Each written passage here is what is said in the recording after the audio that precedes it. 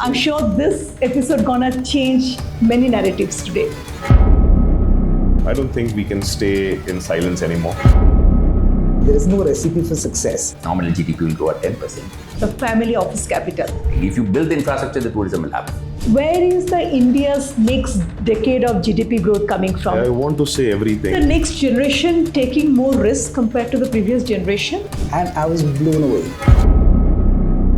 Playing Tinder with the business idea, right? Aaj hi idea, kal hi idea. How we tell them, right? I mean, Profitability. Both. So do a Nike, don't do a Tinder. Just do it, but then stick to one idea. Every time the market falls, the only conversation, can we invest more? The next generation doesn't work hard. I don't believe that. Founders can become very obsessed with product. Failure is good. I think people exit because of financial pressure. And you should not spend the money just because someone has given them the money. What is there in the 1% founders which nobody else have? Founder approach. Semiconductors, I think that is one sector which is going to explode. So with that, do you see family office becoming India's next sovereign wealth force? Right? Because most women don't work. In fact, I just came across to a startup. They are working on the marriage insurance. We shouldn't be competing with China. 5% of that pool would come to somewhere around 5 lakh crores. India today standing at a fascinating time in its economic journey. We often talk about startups, unicorns, public market, private market, but behind many of these stories lies a quieter yet incredibly powerful force, the family office capital. Family office today are not just preserving generational wealth, but they are increasingly shaping where the capital need to flow, which ideas to get funded, and which sector define India's next decade of growth. So the real question is, are family offices simply observing the India's growth story, or they are becoming the architect of it? Today, we are exploring that question with countries, some of the most brilliant minds, whether they're actively deploying the patient capital or they are sort of creating impact on the India's GDP growth. With that, our first guest today represents the new generation of family office investor who are not just preserving wealth but actively building the startup ecosystem. Welcome, Mr. Ankit Kedia. Thank you. Good to be here. Yeah, Mr. Kedia, founder of Capital A and part of Manjushri business family, transitioned from scaling a leading manufacturing company to backing early stage startup in manufacturing, climate tech and deep tech, bringing patient capital and industrial insight to India's venture ecosystem. Joining us next, Mr. Ganesh. Welcome to our show, Mr. Ganesh. The president of Krish Gopalkrishnan Family Office, with deep expertise in financial strategy, portfolio governance, he brings a practitioner's perspective on how family office structure capital, manage risk, and allocate investment across the traditional and emerging asset class. Our third guest today, Mr. Nitesh Agarwal. Welcome to the show, Mr. Nitesh. Thank you so much for inviting.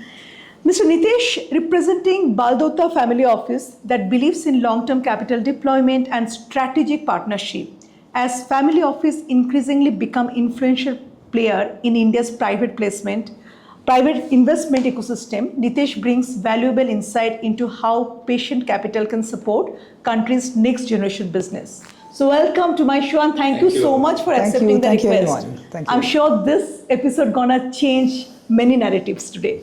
So Hope so. So my first question to Mr. Ankit. Family office today manage very serious capital. So in your views, are you the silent spectator to it or you are an active architect? You know, family offices, the concept of family office started when you wanted to manage wealth in isolation outside of your active businesses. And today it seems like that's no longer the norm, because once you're investing and once you're slightly in the trenches, it becomes important that you no longer are passively involved. And especially as and how the country is evolving, you know, you tend to understand a few sectors more, you tend to develop understanding of a few sectors in terms of what their public market multiples are, or how the sector is performing, what are the historical benchmarks.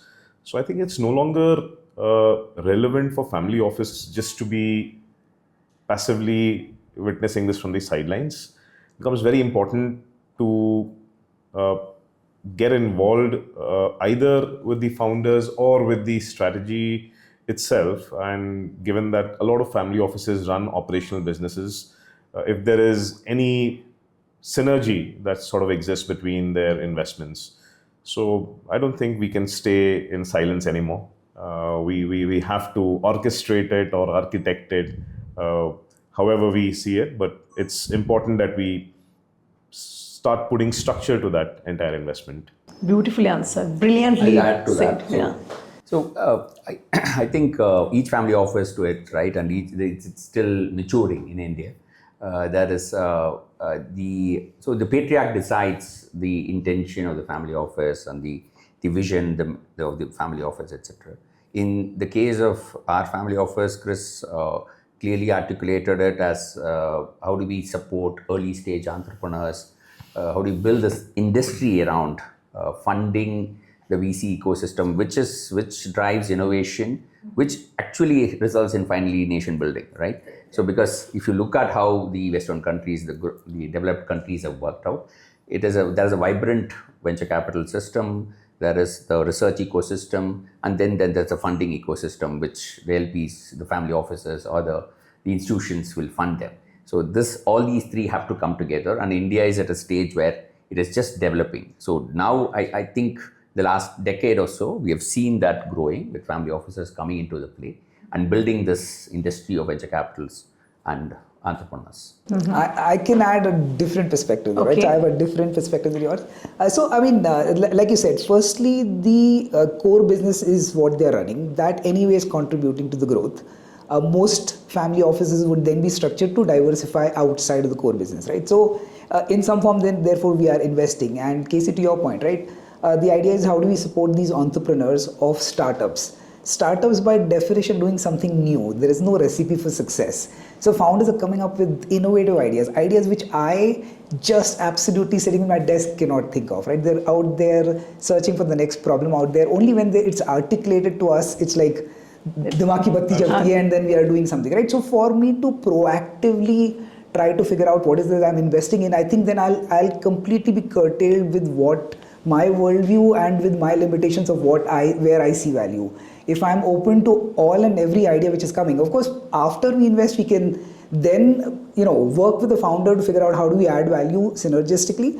But in terms of just ideation, I think I'm a very strong advocate of not being proactive out there to source exactly what I want to. I'll rather be reactive to just be open-minded in terms of what ideas are coming my way. Absolutely. I think brilliantly answered. Next question goes to you, Casey. Okay. How do you define your responsibility? Is it wealth preservation for the family, or is it nation building through the proper capital allocation? Okay, nation building is a big word, but we are small contributors to that, right? We are a developing country still, and we are at 2,500 per capita income. We have to cross this 7,500, 9,000 hurdle and then go beyond. For a country to do that, you need a lot of these stuff, which I was talking to about the ecosystem of innovation, research, etc., which has to happen. For me, the role as a family office thing is mostly align the vision of the patriarch on how do we structure this in a way where wealth preservation is important. Obviously, it's important, and generational wealth transfers have to be happen, etc. But we do two pillars. One, obviously, doing investment under the Pratiti umbrella, and in philanthropy under the Pratiksha umbrella. Philanthropy is very focused on research, which obviously the long term is nation building. The investment side is first generation entrepreneurs through directly or through funds. So these are the two pillars under which the family office operates. So for me, if you say the role is to ensure that it's institutionalized. The whole thing is institutionalized, and so that you can have people come in and do their roles. Beautifully said. Now, anybody wants to add on some point on this? I can just add on a little bit here, right? I mean, what's the role which I would see, right? Not just me, right? Us, right? As kind of investors or people who are investing capital. Our raison d'etre is essentially kind of finding the opportunity and getting capital to meet that opportunity. And I mean, the role is to figure out what's the next big opportunity, which in some form, whether it's in the ESG framework or not, it is still serving somebody. Because if there is demand of whatever that company is kind of selling, so he is in some form serving society, right? And our job is to find what will serve society in whatever way and find capital for that. So there is both directly, whether we are kind of nation building, maybe not, but I mean, I would like to believe that we are indirectly helping the nation to build by providing capital to the right opportunities. Absolutely, I think. For us, when we maybe slightly different, because as a family we had 2 or 3 liquidity events. One was back in 2014 when we were still actively involved with Manjushri Technopack, and that is when Kedara Capital was one of the first PE funds that sort of invested. And given that we were running an active business, we didn't want to be wealth managing. So that's when we started the family office. And by the time we exited the business in 2020, that invested amount in 2014 compounded over the next 6 years with very little intervention. So what happens sometimes is this wealth, preservation strategy, conservation strategy are good jargons, but at the same time, if you have an oversight on your fund, the 10-12% is your birthright. You can't go below that. Right. So at times, then you just have to decide your priority, whether that really is your day job or your the operating business is your day job. So for us, it took some time because we are 4 of us from the family. I have my father, my uncle, my brother, and I. And when we are operating a family business with 4 family members and then a CIO, a professional team to manage, it becomes very important to balance authority, delegation, autonomy, and everything, and at the same time also have an oversight from the promoters and the partners. So it then boils down to drafting what we call the IPS, or the investment policy statement, which took some time to draft. But if I have to go to bank about anything, we've just changed that IPS a couple of times in the last 6 years. And we've stuck to it. So far, the wealth has stayed together, the investment strategy has stayed together. Collective compounding has been a lot more better. But I think with all this understanding, what I have the next question, I think Sure. It'll be a little different strategy for many of you. Next one. Yeah. Sure. So do you think the family office think differently from the institutional VC or PE fund? And if yes, how does the difference impact the economy? See, firstly, I mean, the biggest difference between institutional VCs versus family offices is patience. Because VCs essentially take money from somebody and there's a very fixed tenure, typically 10 plus 1 plus 1. They need to, kind of make sure that they get an exit event in the next 6-7 years. Versus a family offices would be a lot more patient. Given that the VCs need to exit in 6-7 years, they drive the founders for extremely high growth, right? So anything which doesn't have the potential of growing at 200-300% year on year, doesn't have the potential of becoming a unicorn or a listed company in that time frame, is something which they'll not look at. So firstly, family offices are able to kind of look at a much larger canvas. If let's say a company is growing 50%, profitable, hold it for 20 years. I mean, I think it's a beautiful play which it can become, but it just doesn't fit into the VC framework. So, I mean, I think patience sounds like a small word, but put into practice, it can change the way the investor is driving the founder. The VCs will drive him like growth, versus this guy will okay, make it profitable, go slow, get it right. This will look at only industries which can grow that fast. FOs will look at industries which can grow slower. So, I mean, I think that's the largest difference. So I think the way you ask question, I think both VCs and family offices are quiet for the nation building. So it's an industry, right? Family offices invest in venture funds, right? They are not directly investing also. So a lot of family offices, the first, anyone who comes and asks me for advice, I say first, look at the funds, right? They do a better job. They do professional day in and day out. They do look at companies and invest, right? It is only when you get the skill set or you know by your thing that this is something which you invest, or the entrepreneur only wants family offices. That's when you're actually looking at those as an opportunity to invest. And to the Nitesh point that it is patient capital and patient capital multiplication, and he was also saying the same stuff, right? That is enough and more for family offices to just do nothing. Even with that, they can actually multiply their wealth with just being investing, and investing means just putting it in the bank, right? It just multiplies lesser, slower. That's it, right?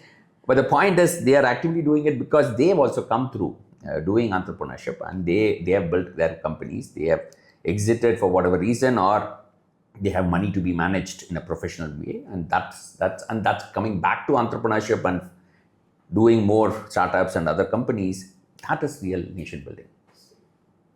Beautifully answered. You want to add on, or should I ask the next question? You can ask this question. Okay, now I just want to understand from your allocation strategy. I'm sure every family office has got different value system.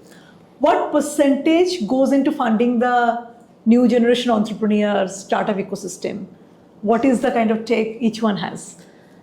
In this entire setting right now, if I have to put the analogy of automobile in a petrol car, diesel car, or a EV, I am the only hybrid. So sometimes I'm switching from a VC hat to a family office hat. So, we earlier had all our allocation only in form of VC funds or AIF funds, whether it's, so anything alternate in terms of structured debt or venture debt, or it was a VC fund or a PE fund even. There was always a tussle between the family and the CIO in terms of what should be the allocation. Reason being high risk, high return, but then your capital gets locked over the next 10 years, right? Now, while I'm saying this in my head right now, I'm contemplating that I'm very confused because I'm a VC fund manager who's also raising funds from third party using the same narrative, right? So I have to stay true to my family office strategy as well. At the same time, 15 to 20% is something that we have been following. And that has worked in our favor so far. The entire, if you have to see the last 10, 12 years, the funds that have existed between 2014 to 2020 versus the performance of fund managers who started in 21 and post this entire euphoric phase of 21, 22, you will see a dramatic difference between the IRRs, mark to markets, because and even the DPIs for that matter. There were some fund managers who returned capital with 1x in 18 months, and that was a dream come true because we had funds from 2015 who was yet to distribute anything. So it's a asset class which needs to exist, but in what allocation in entire IPS, I think, can vary family to family. Yeah. So for us, actually, because we were also a GP in early stage fund along with another family office.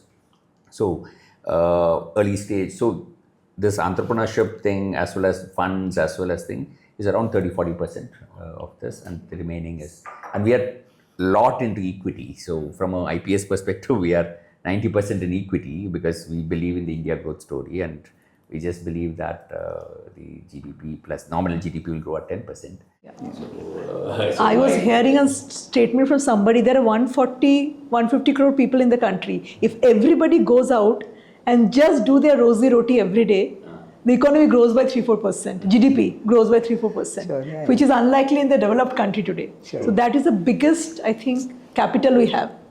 And with that, with a little support, I think this country has got a very, very dynamic picture. Absolutely. Next 10 years is India's year. That's what the How about you? What do you feel about that? Perhaps one thing I would like to add over there is, the country has largely relied on a lot of services sector, which now with this entire world order changing, geopolitical situations that are, sort of panning out, the product realization economy or the manufacturing economy, it's high time now we start optimizing for it. And that is something on this entire 140 crore population. If some percentage of that is upskilled or skilled towards building and manufacturing, I think that perhaps may translate into a slightly bit, arbitrage in the 3-4% GDP that you spoke. Beautifully said. Beautifully said. Nitesh, Yes. with that, I next question to Sure. you, because Ankit said something that kind of inspiring me to ask you the next Sure. question.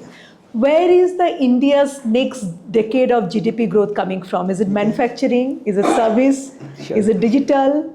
Consumer defense? Which are the industry you're placing your bets on? I'm going to give a very simple answer. All of them, right? I can't think of a single one which it's not. If you tell me a year, right, 1 year which will do well from a public market, I can give you some thoughts, but over the next decade, see, all of them will go hand in hand. Digital, I think, is a given. In a lot of spaces, I think we have outbeaten the Western world in hands down, right? I mean, the UPI is, and the entire rails behind it is just, kind of far ahead of anything which the Western world has built. So digital, I think, is a given. The entire, kind of back office, and even I think a lot of talent in the US, right, is from Indian diaspora, right? So I think we fundamentally understand tech. We are great adopters of it. So I think digital is given. Like Ankit, you had mentioned, right? You have to also then manufacture, right? As the per capita is growing, we are going to start demanding a lot of stuff, and therefore we'll need to manufacture a lot of stuff, right? So, so that I think is again a given. And if that, if let's say somebody is manufacturing, then that needs to be financed. The consumer needs to be financed to buy it. The manufacturer needs to, kind of finance to. So I think all of it will go hand in hand. We are also growing older. Right, from a, let's say broadly, I think a 65-year is the kind of average age. I mean, that's going to expand up to 80ish or so. And as we're going to grow older, we're going to require more healthcare services. So I mean, I can't think of a single sector which will not grow. Given the geopolitical conditions, I think defense is a given, right? All of us, the entire world is now arming itself. And India, I mean, defense naturally is very, kind of make in India, make the same country, right? So that will also grow, right? I mean, I can't think of a single sector which will not.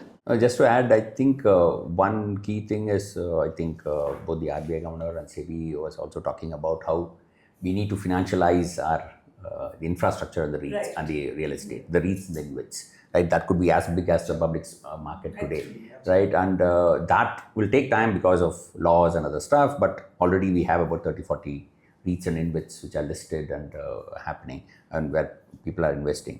You look at the entire country when we have to build more of bullet trains, airports, ports, and infrastructure in places across the country, and the tourism part of it, which is domestic tourism itself, is a significant thing. If you build the infrastructure, the tourism will happen. So there is enough and more. We can't do a China immediately. We will aspire to be good manufacturers for ourselves as well as exports, but the scale at which should we just compete with them? I don't think so. We should find our own strengths, and one strength is just do what Kalam's plan was, right? Just providing urban amenities in rural areas. If you focus on that, families can also do that. It's in terms of philanthropy plus grants plus investments. Then the whole thing pans out in a way where wealth generation will happen across, and it contributes to nation building. Yes, I think that's a very brilliantly articulated point. Even the government, I think this budget has allocated 12 lakh crore for the infrastructure development, and that way we'll also attract a lot of private sector now to come in and put in money. What is your bets? Which sector you think is the next decade for India? Oh, well, I want to say everything like Nitesh said, but personally, what are your bets on? Personally, given that I come from this a family of industrialists, I'm slightly leaning towards that because, and also given that my VC fund, Capital A, sort of focuses a lot of our time and efforts and capital on manufacturing businesses. I think manufacturing sometimes gets lost in translation given such a broad definition that it encompasses. So, someone can say that I'm manufacturing this cup and, I need the capital. But then any venture investing will require, this entire trajectory of growth, super growth, and then finally exit. So whether it's an investable business in that sense or not. But the manufacturing industry, if you see what are we doing today in terms of energy, what are we doing in terms of our sourcing of electronics and electrical components? I completely agree with KC. We shouldn't be competing with China because their dynamics, their economy has been built over a very different lifetime of last 50 years. 50 years cumulatively, but it existed in an era of 1970s, 80s, 90s, and so on and so forth. Why can't we engineer shortcuts to get to the same place where they were 20 years ago? So if we are able to do that, given that we do have dearth of automation structure in our factories today, so automation, robotics, as much as it may sound slightly unclear right now, but the way we are seeing, there's a company in Kochi which is already developing Indian-made humanoid robots, and I'm going there next week to just see if it sounds too good to believe. But a robot standing on an assembly line and doing assembly is something that you've seen only in movies so far, right? So that's something very fascinating. Absolutely. It's growing and growing rapidly. Let's see how the next sector will unveil, but Absolutely, beautifully yeah. answered. So Nitesh, now next Yeah. question goes to Sure. you. What is one contrarian sector you are bullish on that markets are currently underestimating? Okay, so if I have to choose one sector here, it will be biotech. Globally, both in the private as well as the public market side, it's beaten down, right, a lot. I mean, most of it will be at their 10-year lows. One of the reasons is because, biotech is an extremely large cycle, right? Right. It's as deep tech as it could get. You can't make a single amount of revenue until you get the drug FDA approved, which means that you will do animal studies, then you'll do large animal studies, then you'll do phase 1 trials, phase 2 trials. Yeah. Each phase will be, let's say, 3-4 years. So it takes like a good 10-15 years until you see a single amount of money, and at any point in time it could kind of blow up, right? During 2021, when market was bullish, everybody was essentially kind of chasing the next moonshot idea. Biotech shot up to fame, and afterwards it crashed down to the lows. It's crashed down now, and a lot of assets are just available extremely cheap, including public market companies. A lot of them have become bankrupt as well. Having said that, I continue to believe in the long-term potential of it. I think, again, as the overall, universe is essentially, kind of aging, we will discover diseases which we've not, kind of even got exposed to as yet, right? So, cancer was only discovered when we were dying at 40, right? It wasn't discovered, right? When we started hitting the age of 80, we started discovering, okay, ye bhi hota hai. So as we get to 120, maybe we'll discover something more. There's a lot of stuff which is happening on genetics, etc. Right? So we can, kind of also, up until now, whatever we are curing is we are only curing the symptoms. You're not curing the underlying cause. A lot of it could be through genetic mutation. We've only mapped it very recently. A lot of the causes are still unknown. So I'm still very bullish on where that could get and what benefits it could drive to mankind. I think it's a brilliantly articulated point. This sector actually, nobody's talking about, but have huge potential. Thanks for that suggestion. With that, my next question goes to Ankit. When you invest, what is that matters to you, IRR or impact? In the entire family office construct, the thing that we look at is if we have to purely follow the IPS, then it's definitely a IRR because you are following a strategy, a fund creation, fund preservation, conservation strategy. In that construct, it is IRR. But if you have a generational business, you have the next generation coming in. And then when you are investing in certain businesses, you also start to think on what other businesses could be sort of be strategic for the family. And in that sense, if that requires our additional time or capital, the impact bit starts to then become a little more relevant. In our case, we have, I've spent 20 years in the business now, and my nephew is going to start, he's going to be in business in the next 7 years. So sometimes we also think of certain businesses right now, if we can, the family can acquire 10-20% stake, and then eventually get to a stage where we can fuel their growth, and then it becomes strategic to a business where there's someone else that can sort of take control of that business. So from that sense, impact becomes again very important, and that's where the magic of family office, operational expertise, capital combined with some hopefully network capital can create some magic. Beautiful. Yeah. Anything to add?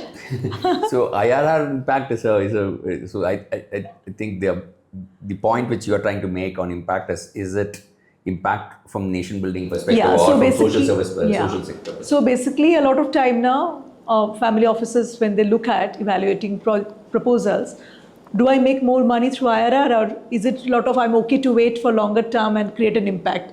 Is it like what generally? I know it's a tricky question. Actually, so IRR was impact is a tough one for us because we, as he said, right, IRR is obviously important because that's how you look at the decision. The decision is, it's not only IRR, right? Finally, you're betting on people, you're betting on the idea, you're betting on certain other stuff, and you also want the ecosystem to support that startup, right? It starts with the PPT, right? Founders coming in and walking in, and then some fund or some angel invest, and then it comes to the next level of Series A, then Series B, etc. So you need players at different levels. Family offices could be coming in at different levels again, right? Some family offices do very early stage, some do very late stage, and then you have to go to the IPO, and then the company still survives, right? So obviously every company will also generate employment, which has an impact, right? So IRR comes with impact, and the good companies will be always going to generate more impact Sure. and IRR as well. IRR will follow in a way. But for us, it's very clear, and we are doing philanthropy for impact, right? Impact meaning whatever we are focused on,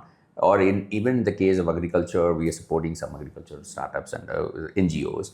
So there it's impact, but that's philanthropy. So we don't want to combine it. That, right. So I have a slightly different take, right? Very slightly only, right? So I think I'll repeat I think I made the point even earlier. I think everything is impact, right? So when generally people are talking about impact, right? They're looking at the SDG framework and saying, okay, does it map to that or not? And that is what they are calling impact. But having said that, if somebody is making a cup, right, and I'm drinking it, it's impacting me, right? If let's say I'm a gamer, I want to play games, it's impacting me, right? Somebody's making an AC, it's an impact. Somebody's kind of making a vehicle, making a car, it's impact. I want a vehicle which will get me from point A to point B, right? So our job is actually to generate IRRs by figuring out where is the maximum demand for that is going to come, and demand by definition for me is impact. Very, very nicely said, huh? Well said. So with that, the next question, do family office have a moral obligation to invest in sustainable sector? Like, do you have to kind of allocate some area on the ESG-led businesses, or is it, you think, overrated? No, so it's not overrated for sure. Having said that, each family will have their own IPS. Is there a regulatory framework that they're supposed to? The answer is no. Of course, that's the CSR mandate by the government, which anyway is going to ESG initiatives as chosen by the family, right? But from a family office perspective, like Casey was saying, right, it's differentiated. Philanthropy is for philanthropy, and right. Investing is for IRR. Right. There's a tricky question, but I think you kind of handled it so well. In tough economic cycle, this question to both of you, whoever wants to answer this, in a tough economic cycle, do family offices would prefer to protect capital or double down an opportunity? For us, we are betting on the longer term. So it's every time the market falls, the only conversation, can we invest more, right? So that's always a thing. It depends on the cash flows we have at that point in time, what we have. But we are very long-term bullish on the economy, and it's India's golden decade or golden next 30 years, 40 years. So so we always look at it as doubling down. Even in certain investments where we co-invested with funds, actually, and the fund had to exit because of it was an IPO or whatever. and we got back the money. But we have continued to invest in the company now in the public markets because we are very clear that it's a long-term good company which can give a long-term good return. So I'm saying it's not about ups and downs of etc. etc. Whenever we find good companies, we continue to invest in a disciplined manner over a long period of time. How about you, Ankit? You agree to the same point? No, absolutely. In fact, fortunately or unfortunately, we saw a cycle a few years ago where, due to COVID, the markets were down. And obviously, the natural reaction is for any long-term value creation for family offices is to double down on the markets or even leverage your existing positions as much as possible to, cash flows and perhaps borrow more and double down. I think over there, where the balancing strategy is to know when to overexpose yourself to a certain asset class. I think that's usually the decision that we have indexed on. As far as private market goes, a couple of years ago, when there was this entire phenomena of funding winter and, all the family offices or funds were very cautiously deploying money. At that time, we did see the valuations also calibrate downwards.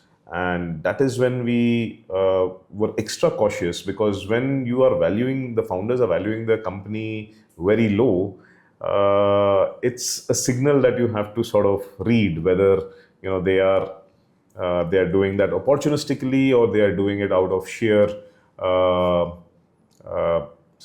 need for the capital, or what is it. So it just becomes very, very subjective, what strategy you want to adopt. Right. So again, I have a slightly different take. So firstly, I mean, all family offices have a long-term perspective. Most, right? They'll have a really long-term perspective. They'll all also be, kind of generating cash on a yearly basis, right? A significant portion of it just by, whatever is, kind of coming back, right? So that has to be invested. Having said that, do we need to, kind of look and watch out for cycles? The answer is yes, and especially like Ankit was mentioning on the private side. There are different kinds of businesses, right? There are businesses, let's say like Facebook. Facebook will essentially kind of make sure a person is habituated, and then after 5 years will open the revenue tab, right? By throwing advertisements. If it opens the revenue tab on day one, nobody's going to go to that platform, right? So there are businesses which require some longer gestation, a business which requires shorter gestation. In a Versa cycle, businesses which require longer gestation don't get funded. The reason is, let's say, even if I were to fund it, where would the founder find the next round? And if he dies, irrespective of how brilliant the idea would be, I will lose capital, right? So do we need to watch out for cycles? The answer is yes. So, I mean, my short answer would be, during tough times, I would look at businesses with a shorter gestation period. When there is adequate liquidity out there, I would be more open to looking at longer gestation business ideas. Nice. With that, my next question to Casey again.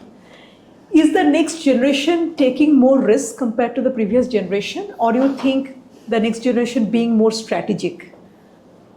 I think both. At this point in time, it's early on, right? He was explaining about his nephew coming on in some time, people just coming on to the next generation is trying to dabble with certain stuff before they find the roots, right? They really want to check it out, which one is the right thing for them.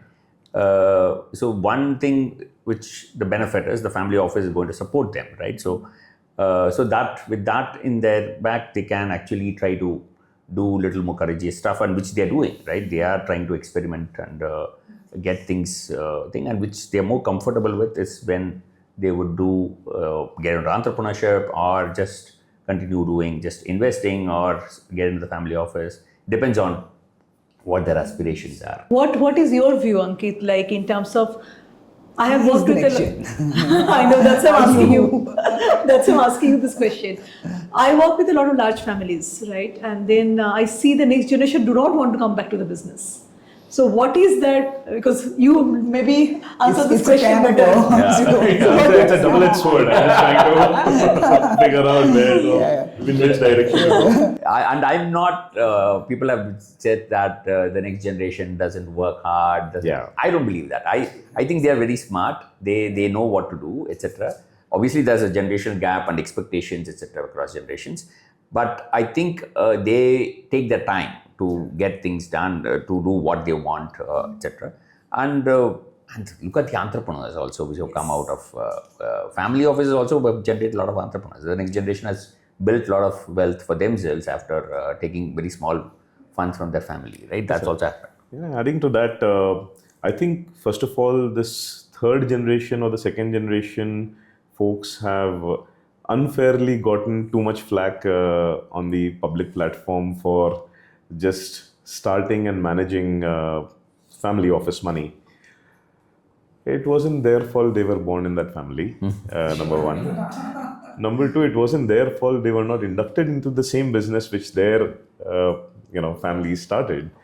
So I think there is, and there is no right or wrong answer. It's just what the family wants to do. If they wanted to induct the second generation into the business, you have to, take a leaf out of some of the larger businesses that you see. I mean, look at what Ananya Builder is doing, or look at what Anant is doing with Reliance. So it's a little unfair to say that they don't work hard. And I met a couple of family office, a couple of folks from two brothers from a very renowned family office yesterday for lunch, and they have been in this business not more than 8 years, acquiring significant minorities, very PE-style investments in certain companies. And for the life of me, I was so fascinated with that conversation because they have never had any operating experience before. But at the same time, understanding that entire gamut of functions of supply chain, sourcing, selling, frugality of cash flow, and all of that, it was quite fascinating. Second, the flow of information or the availability of information that we have today, I think that just accelerates anyone's learning today. Absolutely. Yeah. So the next generation coming into the business is a very good sign. I think it's on to the rest of us how we groom them. Yeah. And I think a lot of dinner table conversation happen when the children are growing up. Absolutely, 100%. That itself is the biggest management lesson which they're growing It's up. an every MBA day. they're going for the entire life, right? We just do a 2-year MBA. He must have done his MBA his entire For last life. 16 years, right? Absolutely, yeah. Yes, Nitesh. But but if I were to just kind of expand that to the Gen Zs, like you're saying that okay, we are now commenting that they are they are useless, they're not kind of doing anything. But I mean, I'll give a personal experience. So I did my engineering from Manipal. So they were conducting an event called Pitch Tank, where I went there as a judge, and they were startups presenting, and I was blown away. The team which came first, there were 4 or 5 founders from the first year engineering.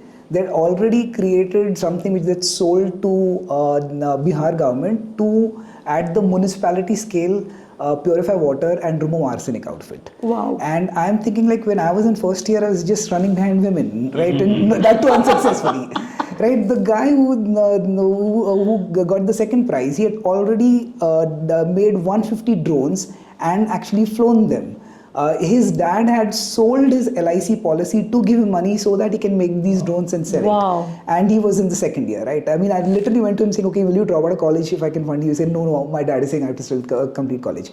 I mean, so I was blown away with what's happening at the next generation. So clearly, like you said, with the learning curve, the availability of information, what you could do, people who are at it, I mean, they're driven, they are just, kind of going to create something which I don't think I even dreamt that I could. Yeah, I think generationally in our generation, I grew up that business is risky, and especially I brought up in a Bengali family.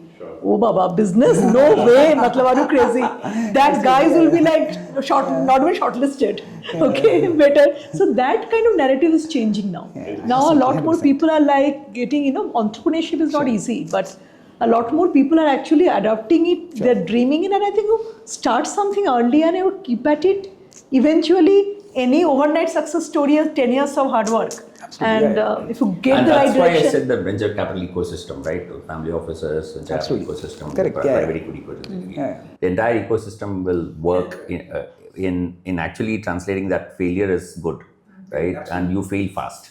right? You fail fast, then you come, you probably go back to employment and then start your next venture, Yeah. right? People have been doing it, and I've seen founders doing multiple startups after their exits for whatever reason. Some could continue with their same thing and grow that business. Some had to exit because of how the for various reasons, right? But Many that's a what it time, is. I think people exit because of financial pressure, because of idea doesn't get funded, Or it gets acquired as well, right? So there's no. It gets or out acquired of from 99% startup fail, 1% succeed. So as per you, what is there in that 1% founders which nobody else have? What is that you bets you take when you choose, apart from the idea? Sure. Okay. Apart from the idea. So clearly perseverance, right? A man doesn't drown when he falls in the water, right? He drowns when he stops swimming and flapping his hands, right? So Nice. perseverance is definitely the key attribute, right, which will make it. Having said that, it's definitely not enough, right? Because the idea could be fundamentally not growing, and a really passionate founder could waste another decade of his life doing it and still not get anywhere, right? So don't know what the right answer is here. Perseverance, if I were to just take one trait, it will be perseverance, but not enough. He needs to be then guided with people with acumen saying, okay, no, don't do it anymore, please stop, right? So I think obviously perseverance is very important.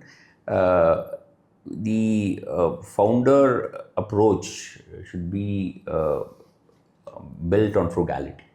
Right? He should not spend the money just because someone has given them the money. So he should be probably have a plan B, plan C if something doesn't work, and then if he is actually listening to the customers on where etc., he will find adjacent spaces where his business some adjacent spaces will grow faster, right? But that only comes from customer feedback, only from his beta product, etc. He has to keep trying that. Some things will work, some things will not work. It's not that your idea, you would have had the brilliant idea, but customers don't like it, right? But some other idea which customers like it and you can deliver it well at scale, at phenomenal efficiency, then you have a profitable business. So I think that whole creativity and ability to adjust to industry now, I think that's important. The ability to be flexible.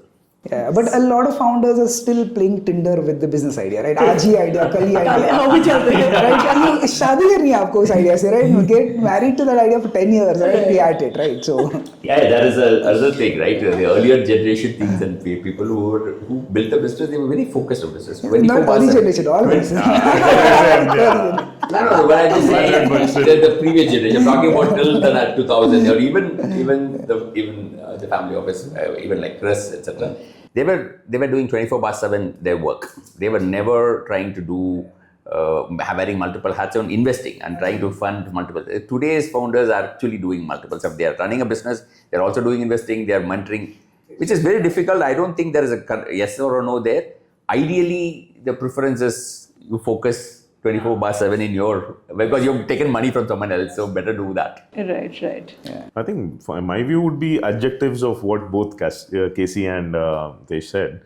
That I mean, it would be a combination of both. So Perseverance, frugality. peril of being the third one to answer this question just makes it easier for me.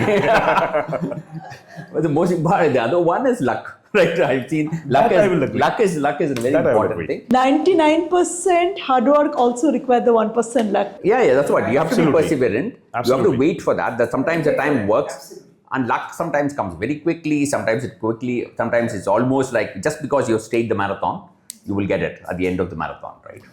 That I completely agree. I think luck is a very, very underrated, underestimated, undermined aspect. But you can't manufacture You can't design right? it. You can't manufacture luck, right? Do the right karma this generation so that next birth you can Next get birth you can do everything. you can do active listening of your customer. You can be persistent. You can be, the endurance has to play, and all this happens, and then luck will shine. Luck will shine mostly, maybe not in the first startup, maybe in the second startup, maybe in the third startup. But if that entrepreneur has that as the thing which he wants to do and not go back to work, etc., if that guy, he will surely succeed. That's my view. I think if I have to tactically give you an answer, a very targeted answer to that, in manufacturing, what we see is that, obviously, and we've heard this many times, that founders can become very obsessed with product. that we are seeing a little bit of a shift with, especially in technical and, premier institutes like the IITs and the ISCs of the world, where they're also combining some organization building skills in their curriculum.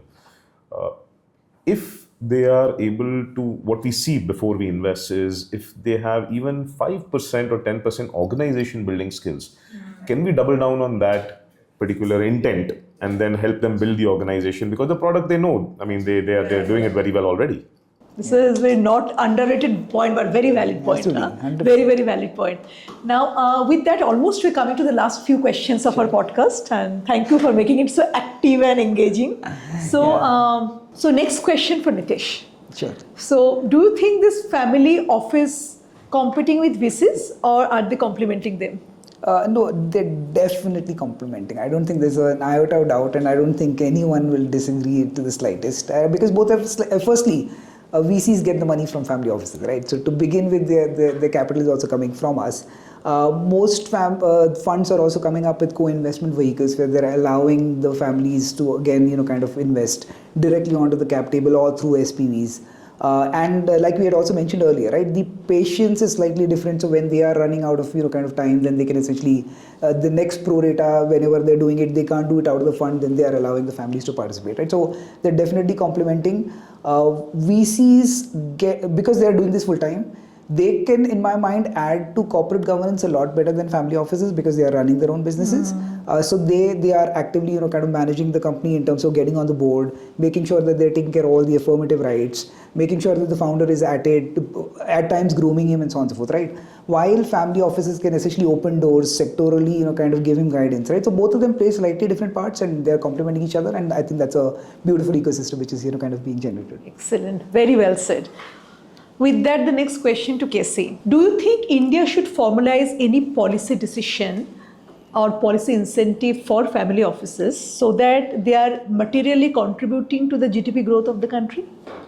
Yeah, so I think incentives in different sectors, right? The whole thing is government has been doing. I'm not saying we're finally an investor, right? So, but the family office also would be doing grants, philanthropy as well, right? So there is the larger thing around nation building, which government should proactively work with family offices to come up with certain things which will help them, right? To help them. So if it is going to be managed only the personal money, it's currently the ecosystem is only I have to be as a CIC or a AIF, etc. So can we create something which is little more simpler for family offices to put as a structure, which is transparent because it's their own money, which is getting your investments and philanthropy, and so that, and the long-term tax benefits when they're doing grants, which they're going to do along with whatever organization, which already has a tax break or whatever, but it's important that it's articulated, it's created so that a lot more money can go into these efforts and government can facilitate that. Beautifully said. Well done. Okay, next question goes to Ankit. If family office deploy just 5% more capital towards the Indian startup ecosystem, what would mean for the employment generation of the country? I mean, at the end of the day, it's more capital coming into the system. So if family offices become an enabler for that flow of capital, definitely we will have that employment efficiency a lot better. At the same time, family offices right now continue to lean more on public markets for at least 70-80% of their investment strategy. So it's a long way to go before they actually start to even the 5%. I think 5% is still achievable, but the moment you make this a double-digit percentage, it would become slightly, I would say, Accelerate. Yeah, I think it'll evolve in the future. Yeah. But for the employment generation, I think any form of capital flowing into the market will definitely help the employment generation. Yeah. You want me to Yes, absolutely. Right? So firstly, I mean, if I were to just kind of cut it a little bit, right? What's a family office, right? Structured family office. So if let's say we take 1,000 crore net worth as a benchmark, then there are approximately 1,000 of families, right? 5% of that pool would come to somewhere around 5 lakh crores, right? Wow. And the elasticity is approximately every crore invested would generate about 20 people, right? From an employment point of view. This will be for a manufacturing company, it will be a lot more. For something like a very chat GP type model, I mean, 18 people had created WhatsApp, right? It will be lower. But having said that, broadly, I mean, the elasticity, employment elasticity will be around 20 per crore. So this can easily generate about 1 crore people. 40 odd crore people have jobs, so it creates 2.5% direct employment, right? And then if they are employed, they are then spending somewhere, then that creates a, if you take the ripple effect, I think it can. In that sense, and with that math, definitely the outcomes will be very, very binary. Yeah. Brilliantly said. These numbers look wow. Yeah, that was impeccable. That math. So with that, do you see family office becoming India's next sovereign wealth force? Yes. As I said earlier, right, it's an important component of the ecosystem of investing. Right, you need multiple players at different stages, and that entire ecosystem where the guy with the idea, who is sitting in the second year of college or first year in college and who has an idea, has to be nurtured, given the funds, provided him to scale to a level, and then at each level there needs people to come in.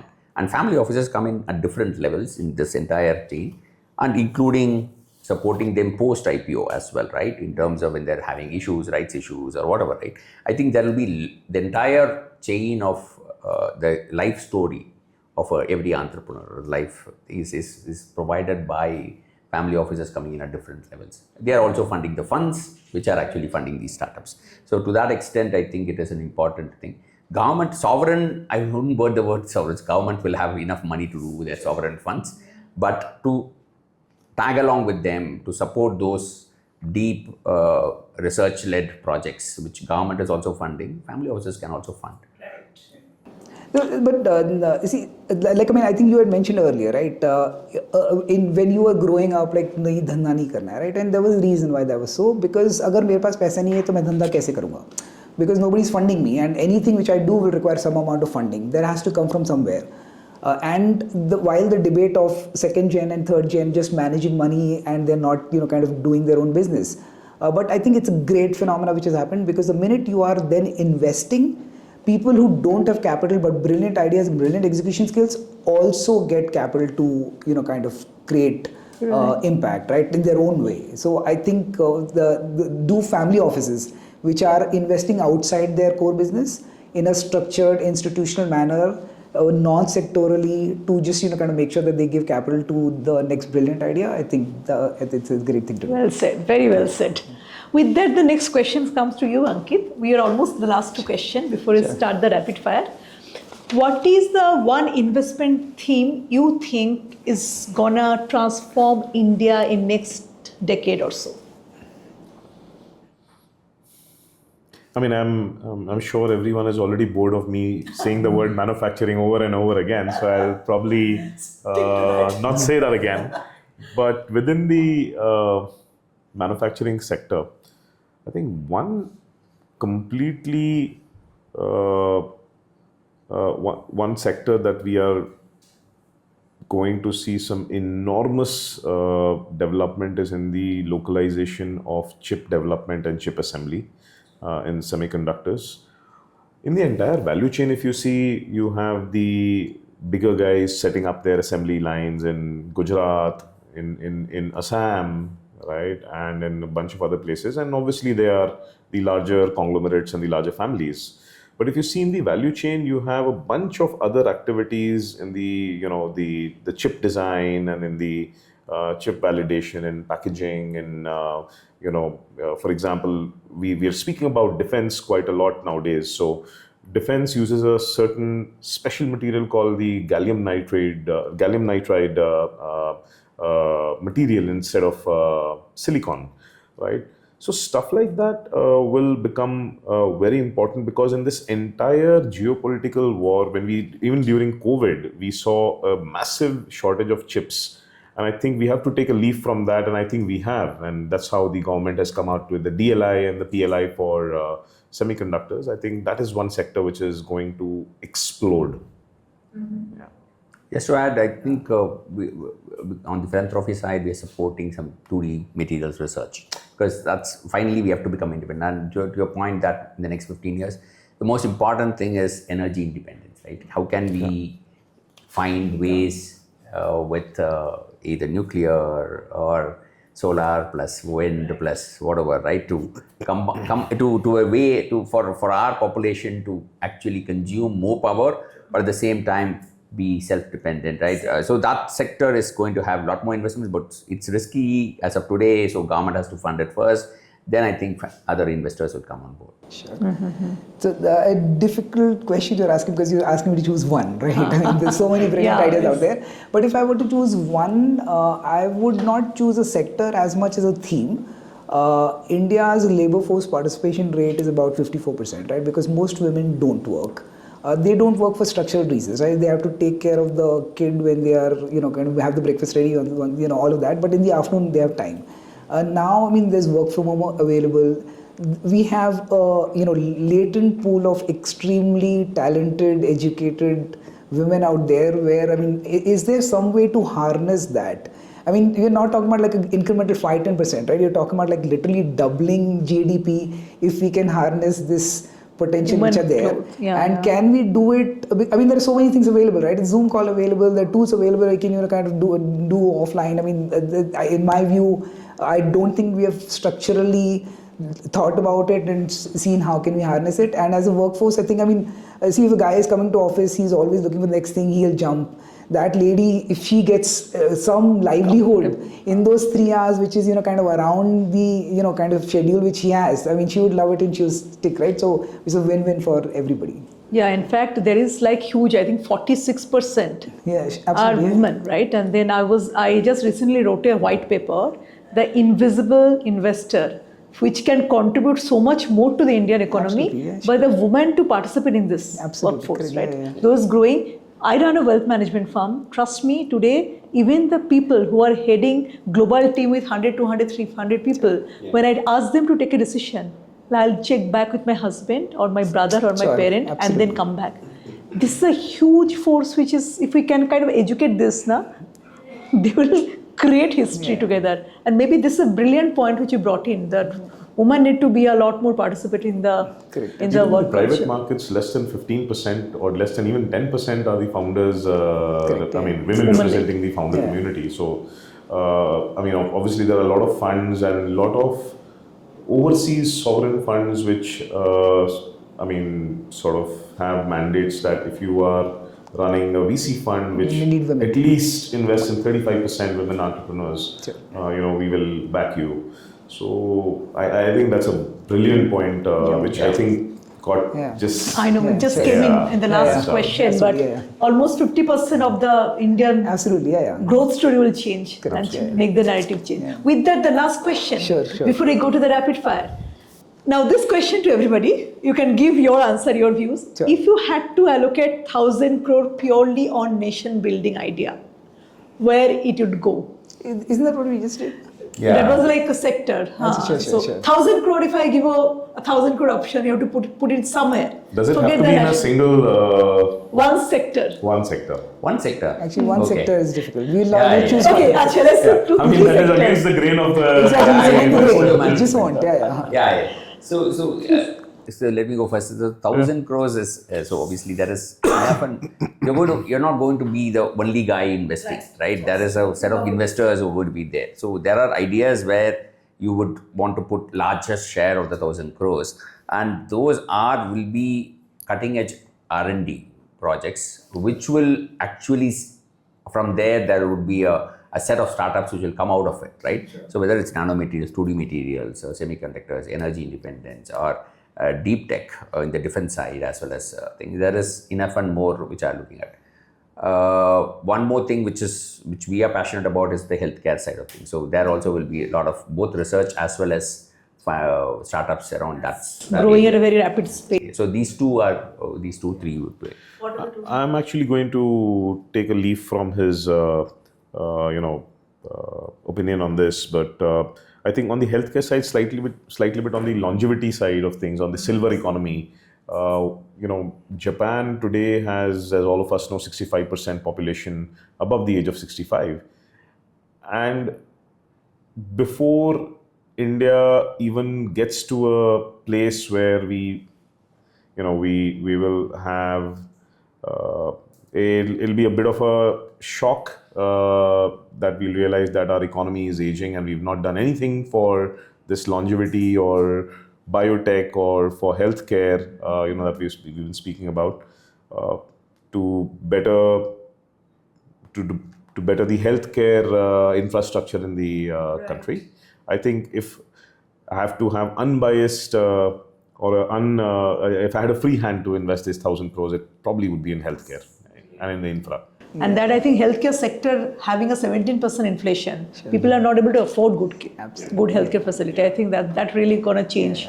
Correct. How about you? So, like Casey mentioned, right, against the grain to mention a single sector, but since you are putting a gun to our head, I would choose insurance because, I mean, at times, if let's say there's no insurance, right, completely derails the family or the business, right? Whatever is structurally created over decades completely gets blown away, which imbibes a very high element of risk, right? So now, if there is insurance and that risk is taken out, I don't know how our nation would.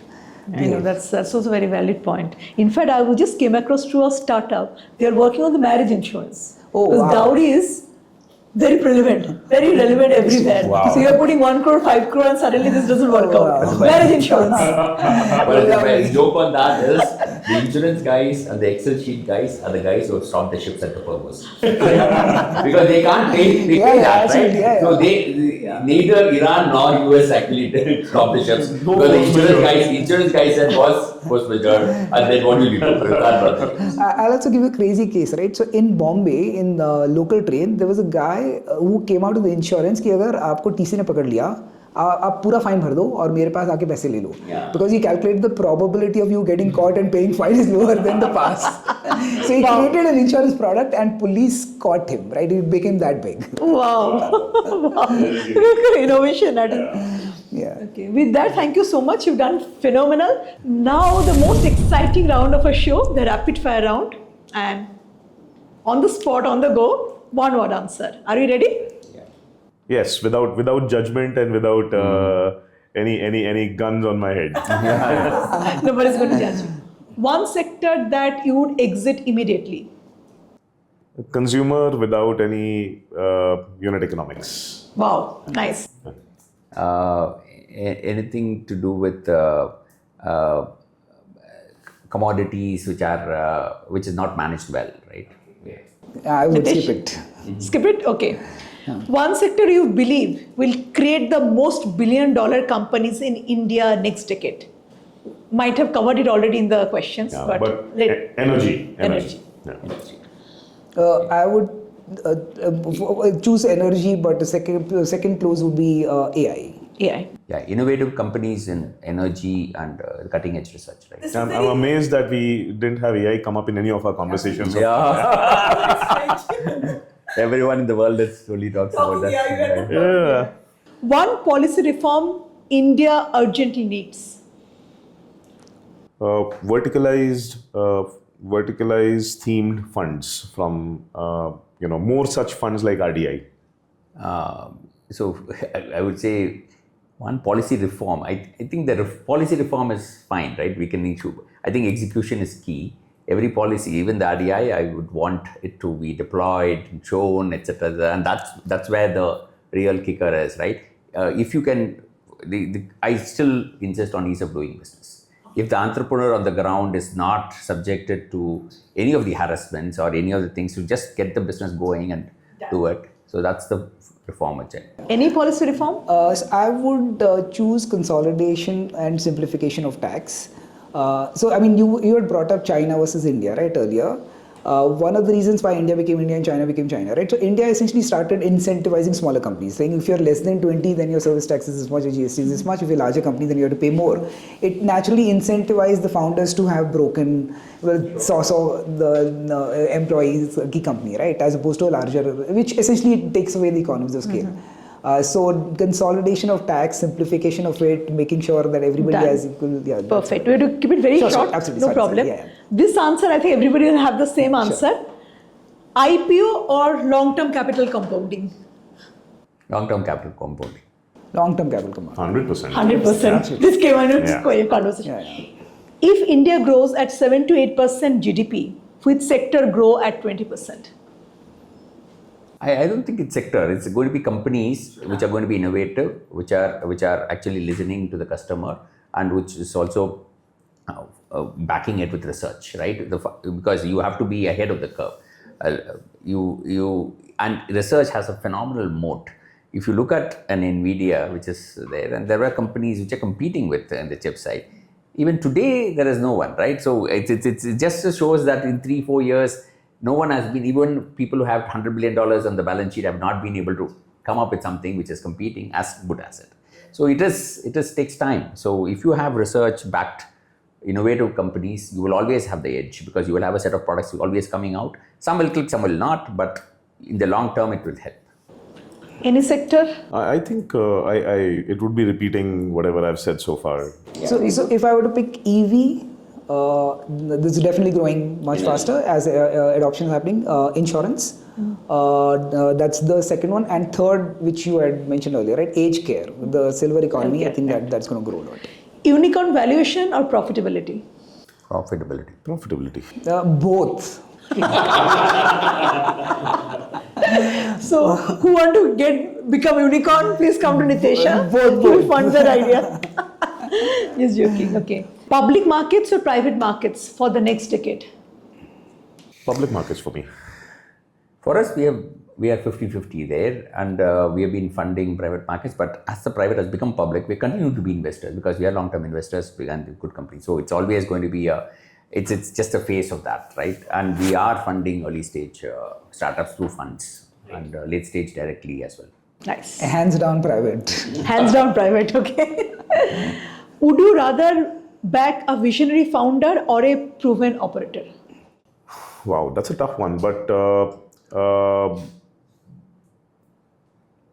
a visionary founder becomes very important for us because you then figure out how to operate with, once you surround yourself with some folks around you. But vision is always the founders and the founders' genesis. Yeah, visionary founder. We also look at the value system. The value system is very important. Long-term ethics and governance is very important. So you can be visionary, but you should not get greedy around it, right? So we have that value system issues with quite a few. I think the Baiju story kind of a proof of the pudding. I don't want to take company names, but yeah. Yeah. No, if I were to choose a proven operator, because while I want the visionary founder, I think I don't have the capability of distinguishing one from the other. I think every founder now knows how to pitch stories. So they spin it, they speak it well, they at least manufacture passion within themselves to show how good they are. Everybody sees Shark Tank, so everybody's mummy papa is associated. So they are able to build stories very well. So I think I don't know how to judge that initially. Okay. Last two question for rapid fire, Sure. and then we end the show. Yeah. Manufacturing or digital? Which will drive India's next GDP leap? I think by now it is obvious manufacturing. So I think because he was talking about insurance and ability to reach the last guy, right? So it obviously we need to create employment and we need to build our manufacturing base, which we have missed out with the last thing. So there is going to be a combination of this. Definitely both. Digital with manufacturing, right? I mean, robots, whatever, right? All of it is coming together. I don't think it's in isolation anymore. Okay. Very tricky one, but domestic opportunity or global diversification? What would you personally choose? Domestic. Domestic for us. The selectively global. I mean, large part of it will be domestic. We are here. We understand the market better. We can choose the better. We have context here, but some amount of diversification is. Thank you so much. You have done so well. I just realized 2 hours got over, and we still didn't realize anything. No break. So. One message for all our audience who wants to especially my audience a lot, kind of startup founder and they're trying to figure out the next phase of life. Any message for the audience who wants to start on their own? What is that you think you want to give a message to them for them to succeed? So for entrepreneurs who are looking at this podcast, I think you should be really think through the idea very well. Speak to multiple people, right? And before you take it to a angel fund or a fund itself. Most important, if you are very convinced about it, right? I think money will flow, right? That is not a problem. But my view is always think through, once you get the money, be very frugal about it, be very careful with it, and ensure that you have a plan B in case things don't work out as planned. Brilliant. Folks who are watching this podcast, my simple message is be as authentic as possible, be as honest as possible to yourself, to your organization. Do well for the organization. Don't ever build your organization for the investors. Don't build it for anyone else. Build it for your original plan or your original foundation that you had set out to do, and stick to that. Success will follow. Wow. Lovely. Okay. So what I would say is that if you want to, kind of start, just go ahead and do it, right? So do a Nike, don't do a Tinder. Just do it, but then stick to one idea. Good one. Very well said. Thank you so much for watching this episode. We're coming out more and more such episodes. Stay tuned. See you soon.